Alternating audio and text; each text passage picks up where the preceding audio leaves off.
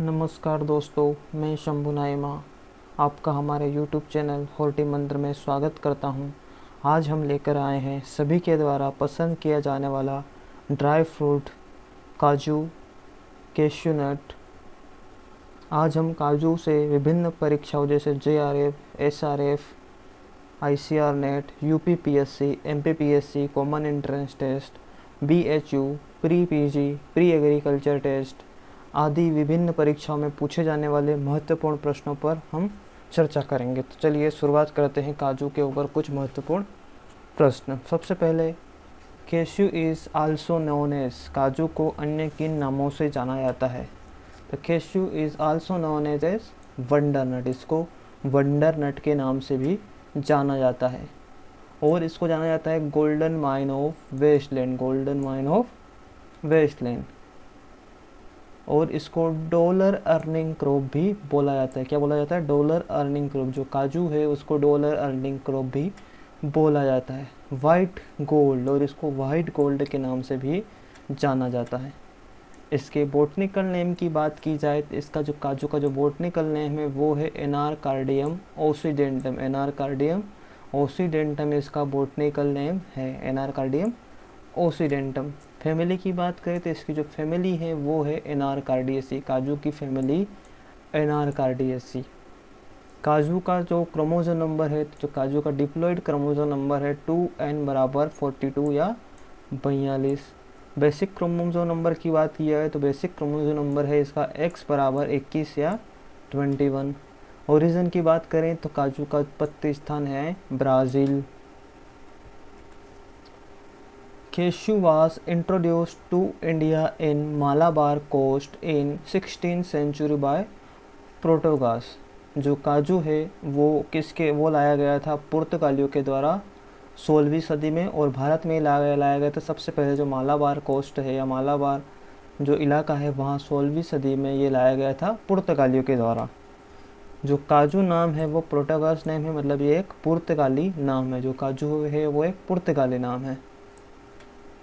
India is largest producer, processor and exporter in the world. जो India है वो सबसे ज़्यादा काजू का उत्पादन भी करता है, प्रोसेसिंग भी करता है, और विदेशों में इसको भेजता भी है, निर्यात भी करता है। और ये लगभग 65% तक काजू का निर्यात करता है।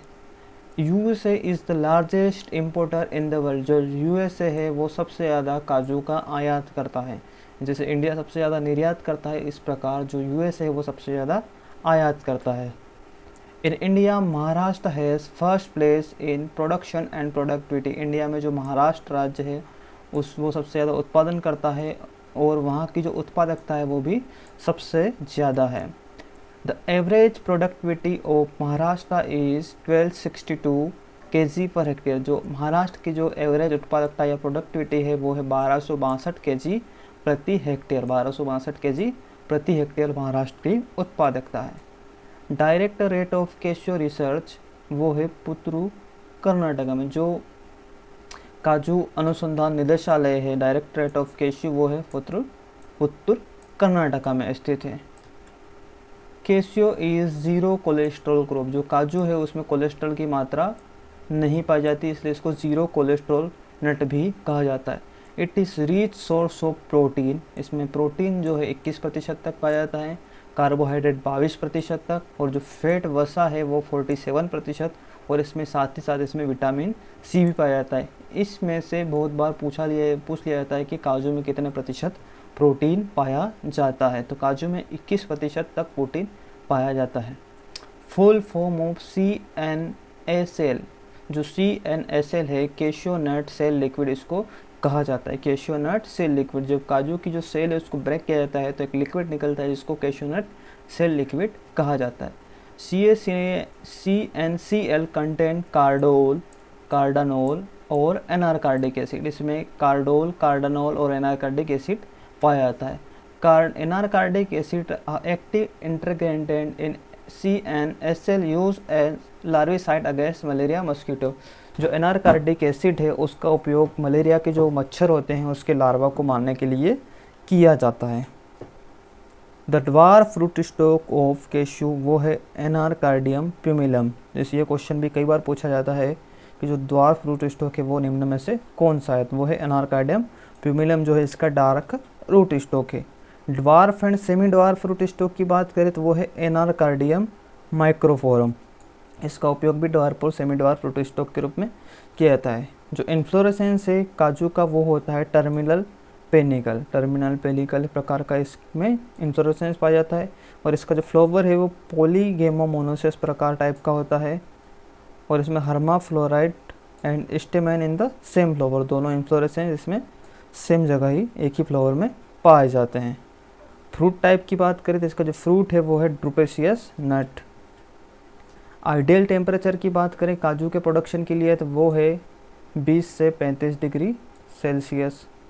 केसियो इज सन लोविंग प्लांट, जो काजू है वो सन लोविंग प्लांट है and probable does not tolerant to excessive shade. इसको छाया इसके लिए सूटेबल नहीं, एक्सेसिव जो सेट है इसके लिए सूटेबल नहीं है। और वेरी हाई टेम्परेचर मतलब 39 से 42 डिग्री तक अगर टेम्परेचर चला जाता है तो इसकी उत्पादकता में काफ़ी प्रभाव डालता है। या लो टेम्परेचर जो 20 डिग्री से नीचे वाला तापमान भी है वो भी इसके उत्पादन को प्रभावित करता है। इसलिए जो इसके लिए जो आइडियल टेम्परेचर है वो है 20 से 35 डिग्री सेल्सियस। एनुअल रेनफॉल की बात करें तो रेनफॉल होना चाहिए इसके लिए 400 से 600 मिलीमीटर, 400 से 600 मिलीमीटर इसके लिए एनुअल रेनफॉल की आवश्यकता होती है।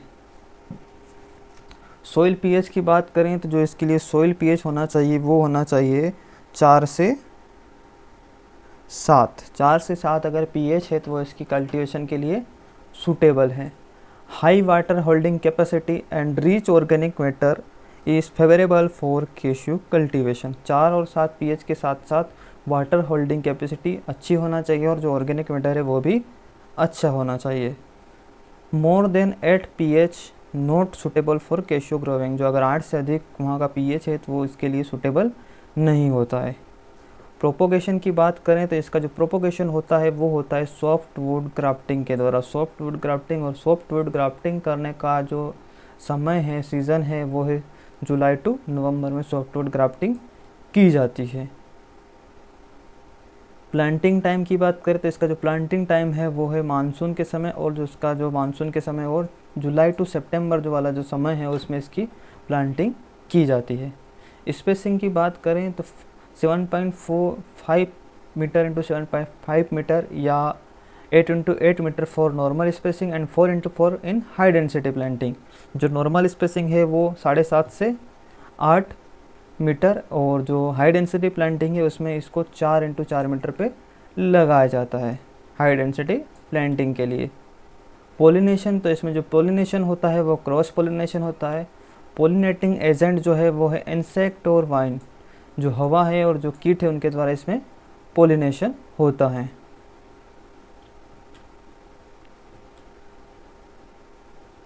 Irrigation at the time of fruit set to full development stage help in improving fruit size and also reduce fruit drop।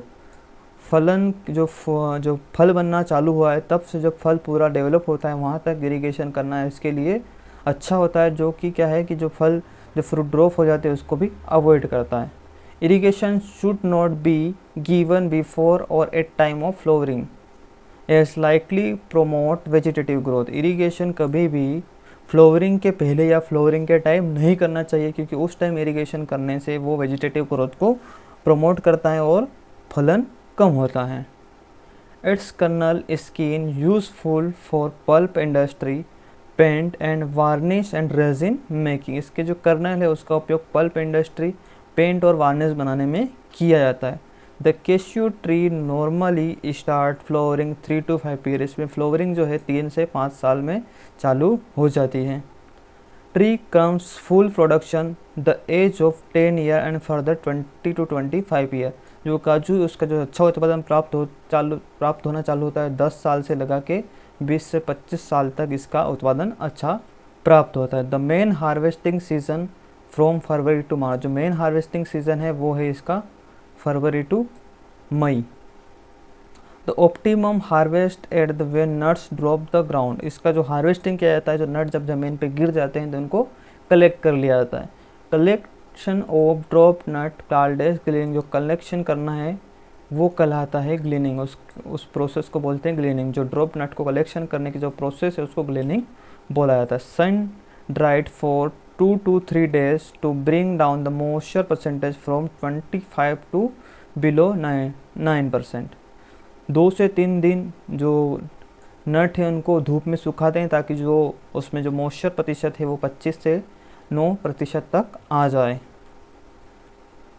The moisture content the dried kernel 2 to 4, जो dried colonel है उसमें जो moisture प्रतिशत होना चाहिए वो होना चाहिए 2 से 4%।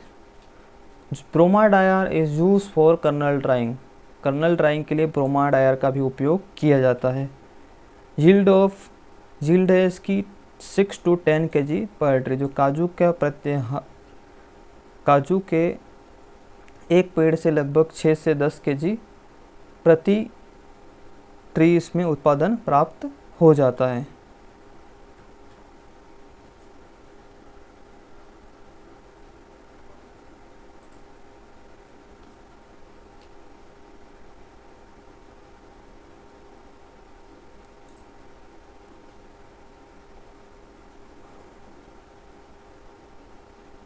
Rain during flowering and harvesting cause infestation from tea mosquito bug, अगर हार्वेस्टिंग के दौरान या फ्लोरिंग के दौरान अगर बारिश हो जाती है तो उसमें टी मस्कीटो बग का इन्फेस्टेशन हो जाता है। प्रूनिंग टाइम है इसका अगस्त टू सितंबर, जो प्रूनिंग की जाती है वो की जाती है August to September. Rejuvenation of cashew orchard May June is the right time for beheading and July to August from grafting, जो बगीचा है वो जब पुराना हो जाता है, जब फलन देना कम हो जाता है तो उसमें जो जीर्णोद्धार करना पड़ता है, उसके लिए जो बी हेडिंग की जाती है उसका जो टाइम है जुलाई टू अगस्त, उसका जो टाइम है वो है मई से जून, और जो ग्राफ्टिंग का टाइम है वो है जुलाई से अगस्त। Steps of Kesho processing, Kesho processing की स्टेप में सबसे पहला आता है रोस्टिंग।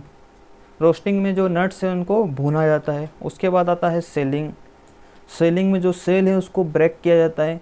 उसके बाद आता है पिलिंग, इसमें जो नट्स हैं सेलिंग के बाद उनको छीला जाता है ताकि उसके ऊपर का छिलका उतर जाए। उसके बाद उसको सुखाया जाता है ड्राइंग, ड्राइंग के बाद आता है ग्रेडिंग, काजू को अलग अलग ग्रेड में उसकी साइज़ के अकॉर्डिंग बांटा जाता है। उसके बाद आती है पैकेजिंग, पैकेजिंग के बाद उसकी मार्केटिंग कर दी जाती है। जो रोस्टिंग है वो अलग अलग मेथड होती है, जो सबसे पॉपुलर मेथड है वो है स्टीम रोस्टिंग। उसके बाद जिसमें बेस्ट क्वालिटी के कर्नल प्राप्त होता है वो तो उसको कहा जाता है drum roasting. Maximum oil recovery of oil, सबसे ज़्यादा ऑयल रिकवरी होती है ऑयल बाद रोस्टिंग में। इम्पोर्टेंट इंसेक्ट एंड डिसीज़ की बात की जाए तो जो टी मस्कीटो बग है वो इसमें सबसे ज़्यादा हानि पहुंचाता है, जिसका नाम है Helopeltis antonii, Helopeltis antonii tea mosquito bug. Stem and root borer, Plocaederus ferrugineus. उसके बाद आता है डैम्पिंग ऑफ, तो डैम्पिंग ऑफ इसमें पिथियम, फाइटोफ्थोरा और राइजोक्टोनिया स्पीसीज के द्वारा होता है। इन्फ्लोरेसेंस ब्लाइट की बात की जाए तो जो इन्फ्लोरेसेंस ब्लाइट है वो कास्ट बाय फमोप्सिस, एनारकार्डी एंड ग्लोस्पोरिडियम मेंजी के द्वारा इसमें इन्फ्लोरेसेंस ब्लाइट होता है। उसके बाद इसमें होता है लिटिल लिप डिसीज़, तो जो लिटिल लिप डिसीज़ है वो होता है जिंक डिफिशियंसी के कारण। लीफ नेक्रोसिस होता है ड्यू टू आयरन डिफिशियंसी, और जेलो स्पॉट होता है ड्यू टू मोलिब्डेनम डिफिशियंसी। अब इसके कुछ रिकमेंडेड वेराइटी की बात की जाए स्टेट वाइज तो जो कर्नाटका स्टेट है उसके लिए NRCC selection 2, Bhaskara, Ullal 1, Ullal 3, Ullal 4, Vengurla 4, Vengurla 7, Madakkathara 2, Chintamani 1 and Chintamani 2, ये हो गए कर्नाटका स्टेट के लिए। देन केरला की बात करें तो मदाकथारा 1, मदाकथारा 2, K22 1, Kanaka, Dhana, Priyanka, Amritha and VRI 3। Tamil Nadu state की बात करें तो VRI 1, VRI 3 and VRIH 1। Andhra Pradesh की बात करें तो BPP4, BPP6 and BPP8। Waste Bengal राज्य की बात करें तो Jhargram first, Bidhan Jhargram second and BPP8। Odisha के लिए भुवनेश्वर फर्स्ट, BPP8 एंड धाना। महाराष्ट्र राज्य के लिए Vengurla first, Vengurla third, Vengurla 4 and Vengurla 6, Vengurla 7 and Vengurla 8। Goa state में Goa first, Goa second, Vengurla first, Vengurla 4, Vengurla 6 and Vengurla 7 जो गोवा स्टेट है उसके लिए रिकमेंडेड वेराइटीज़ हैं। हाइब्रिड वेराइटीज़ की बात की जाए तो जो दामोदर है वो क्रॉस है Anakkayam first into S313। Then Vengurla third जो है वो वेंगुर्ला फर्स्ट इंटू वेक्टर 56 का क्रॉस है। वेंगुर्ला 4 जो है वो है मिंदनापुर रेड इंटू वेक्टर 56 का क्रॉस। देन वेंगुर्ला जो 6 है वो वेटोर 56 इंटू वेंगुर्ला फर्स्ट का क्रॉस है। VRI2 failure variety due to small latent nut with light weight. जो VRI2 वेराइटी है वो फेलियर हो गई थी किस कारण से? क्योंकि जो उसके नट्स थे वो स्मॉल साइज़ के और बाहर में हल्के होते थे। फॉर हाई डेंसिटी प्लांटिंग के लिए जो यूज़ किए जाते हैं वो एनाकनायम फर्स्ट एंड जो धाना वेराइटी है वो हाई डेंसिटी प्लांटिंग के लिए यूज़ की जा सकती हैं। Thank you. वीडियो अगर अच्छा लगा हो तो लाइक शेयर एंड सब्सक्राइब ज़रूर करें।